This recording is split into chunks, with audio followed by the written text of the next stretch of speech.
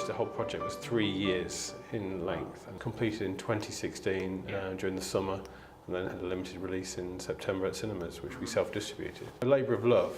It's a very non-commercial project, so we were never really going to get commercial funding from anywhere. The final reel came about out of an oral history project which the Cinema City Education charity was running, called Norfolk at the Pictures.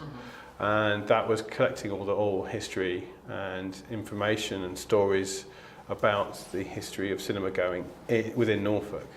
So they were telling the stories not only of the cinema buildings themselves, but of the cinema managers, the usherettes, but the audiences as well.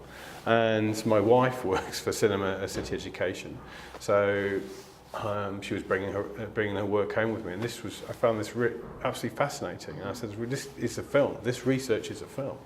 So she put me in touch with the project director at the time, Mark Atkinson, who became the final reel's producer, and we sort of hatched a plan to make a short film. Every project I've ever worked on, there's always that kind of level of anxiety. There's something wrong if there isn't. I mean, I can certainly pinpoint various different points. Specifically, when it was like just before we were about to start shooting the main bulk of the documentary, we'd featured the former Regal Cinema in Wyndham, and that was going to form the basis of the short film. And then we expanded from that. So we'd shot all that, and that had gone really well. We got some great stuff there, some really great characters and a great story. But then it was like expanding this out to a feature. It was like, oh my gosh, it's a lot of information, it's a lot of stories, a lot of different characters. And then we had to condense that down, even into 90 minutes.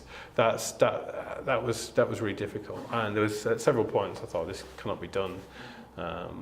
And then also, initially we budgeted about around about £50,000 for the shoot, which we didn't get. So then we had to then either scrap it or go back to the short idea. And I just thought, well, let's just do it, let's go for it. And then